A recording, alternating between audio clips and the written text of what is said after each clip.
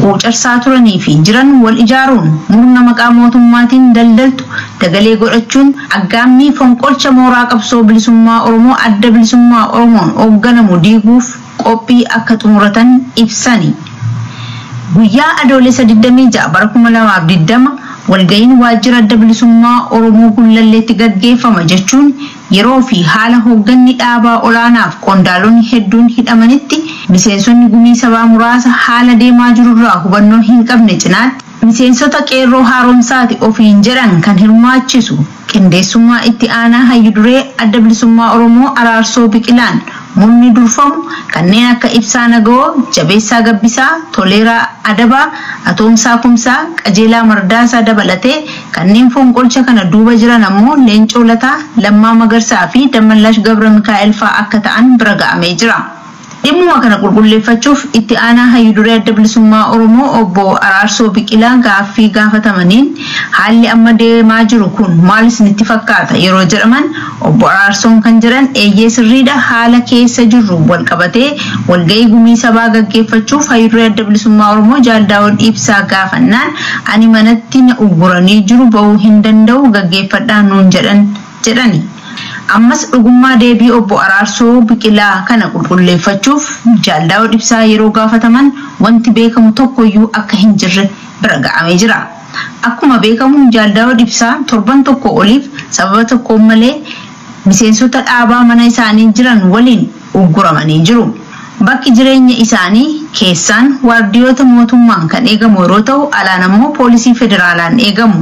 Gama biraatiin bilbilli harkaa Jaaldaawwan Ibsaa kan jalaa cufame yeroo ta'u bilbila quunnamtiif itti dhimma ba'an hunda irraa cufanii jiraachuus maddeen keenya ibsaniiru.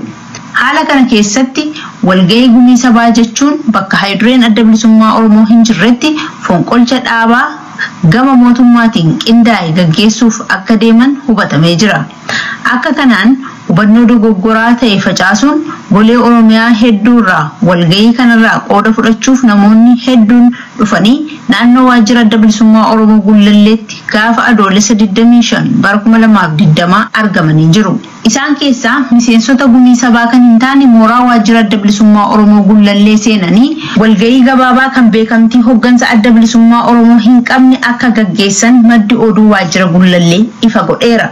Walga'iin kun gaafa adoolessa 26 bara 2020 akka itti fufu beellamaan kan adda bahame yeroo ta'u walga'ii kana irratti miidiyaaleen mootummaa akka argamanii fi waan addi bilisummaa Oromoo hooggana haaraa filatee fi haala yeroo irratti ibsa kenne fakkeessuuf karoorfamee akka jirus hubatamee jira.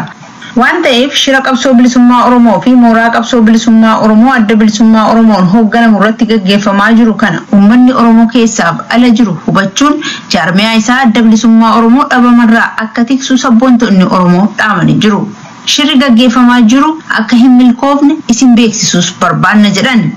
Mooraan qabsoo bilisummaa Oromoo dhiigaa fi lafee gootota hedduutiin ijaaramee as ga'e diinaa fi lukkee diinaan akka hin diigamne sabboontonni qarreen qeerroon Oromoo fi uummanni Oromoo bal'aan tiksuu qaba jedhan.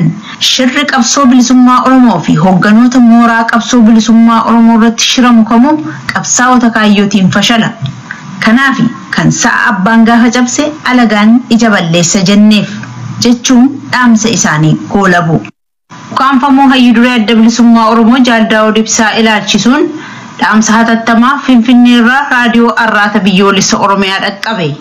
Sa'a abbaan gaafa cabse alagaan ija balleessa. Shirri qabsoo bilisummaa Oromoo fi hooggana mooraa qabsoo bilisummaa Oromoo irratti shiramu kamuu qabsaa'ota kaayyootiin fashala.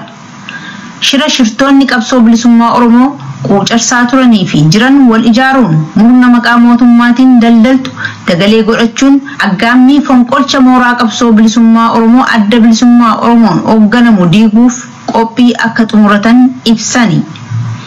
Guyyaa adoolessa 26 bara 2020 walga'iin waajjira adda bilisummaa Oromoo Gullalleetti gaggeeffama jechuun yeroo fi haala hoogganni dhaabaa olaanaaf qondaalonni hedduun hidhamanitti miseensonni gumii sabaa muraasa haala deemaa jirurraa hubannoo hin qabne cinaatti miseensota qeerroo haaromsaati ofiin jedhan kan hirmaachisu qindeessummaa itti aanaa hayyuduree adda bilisummaa Oromoo Araarsoo Biqilaan murni durfamu kanneen akka Ibsaa Nagoo, Jabeessaa Gabbisaa, Toleeraa Adabaa, Atoomsaa Kumsaa, Qajeelaa Mardaasaa dabalatee kanneen fonqolcha kana duuba jiran ammoo Leencoo Lataa, Lammaa Magarsaa fi Dammallaash Gabra Mikaa'el fa'aa akka ta'an bira ga'amee jira. Dhimma kana qulqulleeffachuuf itti aanaa Hayyuduree Adda Bilisummaa Oromoo obbo Araarsoo Biqilaa gaaffii gaafatamaniin haalli amma deemaa jiru kun maal isinitti fakkaata yeroo jedhaman obbo Araarsoon kan jedhan eeyyee sirriidha haala keessa jirru wal qabatee walgahii gumii sabaa gaggeeffachuuf Hayyuduree Adda Bilisummaa Oromoo Jaal Daawud Ibsaa gaafannaan ani manatti na ugguranii jiru bahuu hin danda'u gaggeeffadhaa nuun jedhani. Ammas dhugummaa deebii obbo Araarsoo Biqilaa kana qulqulleeffachuuf Jaal Daawud Ibsaa yeroo gaafataman wanti beekamu tokkoyyuu akka hin jirre bira ga'amee jira. Akkuma beekamu Jaal Daawud Ibsaa torban tokko oliif sababa tokko malee miseensota dhaabaa mana isaanii jiran waliin ugguramanii jiru. Bakki jireenya isaanii keessaan waardiyoota mootummaan kan eegamu yeroo ta'u alaan ammoo poolisii federaalaan eegamu. Gama biraatiin bilbilli harkaa Jaal Daawud Ibsaa kan jalaa cufame yeroo ta'u bilbila quunnamtiif itti dhimma ba'an hunda irraa cufanii jiraachuus maddeen keenya ibsaniiru. Haala kana keessatti walgahii gumii sabaa jechuun bakka Hayyudureen Adda Bilisummaa Oromoo hin jirretti fonqolcha dhaabaa gama mootummaatiin qindaa'e gaggeessuuf akka deeman hubatamee jira. Akka kanaan hubannoo dogoggoraa ta'e facaasuun golee Oromiyaa hedduurraa walgahii kanarraa qooda fudhachuuf namoonni hedduun dhufanii naannoo waajjira Adda Bilisummaa Oromoo Gullalleetti gaafa adoolessa 25 bara 2020 argamanii jiru. Isaan keessaa miseensota gumii sabaa kan hin taane mooraa waajjira Adda Bilisummaa Oromoo Gullallee seenanii walgahii gabaabaa kan beekamtii hoggansa Adda Bilisummaa Oromoo hin qabne akka gaggeessan maddi oduu waajjira Gullallee ifa godheera. Walgahiin kun gaafa adoolessa 26 bara 2020 akka itti fufu beellamaan kan adda bahame yeroo ta'u walgahii kana irratti miidiyaaleen mootummaa akka argamanii fi waan Adda Bilisummaa Oromoo hoggana haaraa filatee fi haala yeroo irratti ibsa kenne fakkeessuuf karoorfamee akka jirus hubatamee jira. Waan ta'eef shira qabsoo bilisummaa Oromoo fi mooraa qabsoo bilisummaa Oromoo Adda Bilisummaa Oromoon hoogganamu irratti gaggeeffamaa jiru kana uummanni Oromoo keessaaf ala jiru hubachuun jaarmiyaa isaa Adda Bilisummaa Oromoo dhabamarraa akka tiksu sabboontonni Oromoo dhaamanii jiru. Shirri gaggeeffamaa jiru akka hin milkoofne isin beeksisuus barbaanna jedhan. Mooraan qabsoo bilisummaa Oromoo dhiigaa fi lafee gootota hedduutiin ijaaramee as ga'e diinaa fi lukkee diinaan akka hin diigamne sabboontonni qarreen qeerroon Oromoo fi uummanni Oromoo bal'aan tiksuu qaba jedhan. Shirri qabsoo bilisummaa Oromoo fi hoogganoota mooraa qabsoo bilisummaa Oromoo irratti shiramu kamuu qabsaa'ota kaayyootiin fashala. Kanaaf kan sa'a abbaan gaafa cabse alagaan ija balleessa jenneef jechuun dhaamsa isaanii goolabu.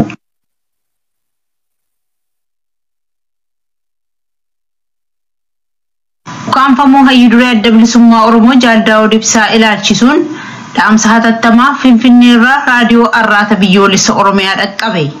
Sa'a abbaan gaafa cabse alagaan ija balleessa. Shirri qabsoo bilisummaa Oromoo fi hooggana mooraa qabsoo bilisummaa Oromoo irratti shiramu kamuu qabsaa'ota kaayyootiin fashala.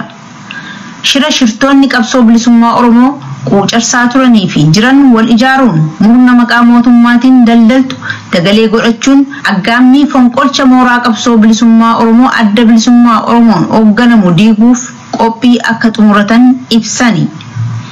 Guyyaa adoolessa 26 bara 2020 walgahiin waajjira Adda Bilisummaa Oromoo Gullalleetti gaggeeffama jechuun yeroo fi haala hoogganni dhaabaa olaanaaf qondaalonni hedduun hidhamanitti miseensonni gumii sabaa muraasa haala deemaa jirurraa hubannoo hin qabne cinaatti miseensota qeerroo haaromsaati ofiin jedhan kan hirmaachisu qindeessummaa itti aanaa Hayyuduree Adda Bilisummaa Oromoo Araarsoo Biqilaan murni durfamu kanneen akka Ibsaa Nagoo, Jabeessaa Gabbisaa, Toleeraa Adabaa, Atoomsaa Kumsaa, Qajeelaa Mardaasaa dabalatee kanneen fonqolcha kana duuba jiran ammoo Leencoo Lataa, Lammaa Magarsaa fi Dammallaash Gabra Mikaa'el fa'aa akka ta'an bira ga'amee jira.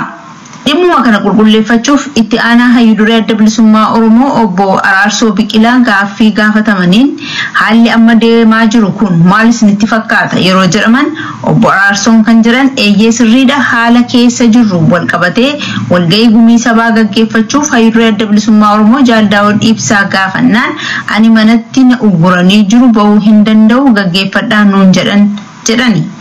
Ammas dhugummaa deebii obbo Araarsoo Biqilaa kana qulqulleeffachuuf Jaal Daawud Ibsaa yeroo gaafataman wanti beekamu tokkoyyuu akka hin jirre bira ga'amee jira. Akkuma beekamu Jaal Daawud Ibsaa torban tokko oliif sababa tokko malee miseensota dhaabaa mana isaanii jiran waliin ugguramanii jiru. Bakki jireenya isaanii keessaan waardiyoota mootummaan kan eegamu yeroo ta'u alaan immoo poolisii federaalaan eegamu. Gama biraatiin bilbilli harkaa Jaal Daawud Ibsaa kan jalaa cufame yeroo ta'u bilbila quunnamtiif itti dhimma ba'an hunda irraa cufanii jiraachuus maddeen keenya ibsaniiru. Haala kana keessatti walgahii gumii sabaa jechuun bakka haydureen adda bilisummaa Oromoo hin jirretti fonqolcha dhaabaa gama mootummaatiin qindaa'e gaggeessuuf akka deeman hubatamee jira. Akka kanaan hubannoo dogoggoraa ta'e facaasuun golee Oromiyaa hedduurraa walgahii kanarraa qooda fudhachuuf namoonni hedduun dhufanii naannoo waajjira adda bilisummaa Oromoo Gullalleetti gaafa adoolessa 25 bara 2020 argamanii jiru. Isaan keessaa miseensota gumii sabaa kan hin taane mooraa waajjira adda bilisummaa Oromoo Gullallee seenanii walgahii gabaabaa kan beekamtii hoggansa adda bilisummaa Oromoo hin qabne akka gaggeessan maddi oduu waajjira Gullallee ifa godheera. Walgahiin kun gaafa adoolessa 26 bara 2020 akka itti fufu beellamaan kan adda bahame yeroo ta'u walgahii kana irratti miidiyaaleen mootummaa akka argamanii fi waan adda bilisummaa Oromoo hoggana haaraa filatee fi haala yeroo irratti ibsa kenne fakkeessuuf karoorfamee akka jirus hubatamee jira.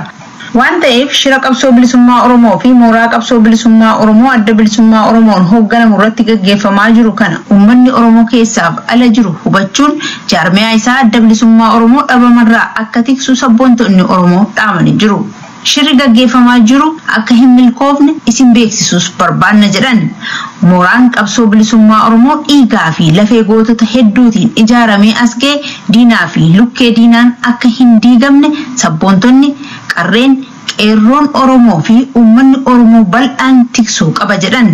Shirri qabsoo bilisummaa Oromoo fi hoogganoota mooraa qabsoo bilisummaa Oromoo irratti shiramu kamuu qabsaa'ota kaayyootiin fashala. Kanaafi kan sa'a abbaan gaafa cabse alagaan ija balleessa jenneef jechuun dhaamsa isaanii goolabu.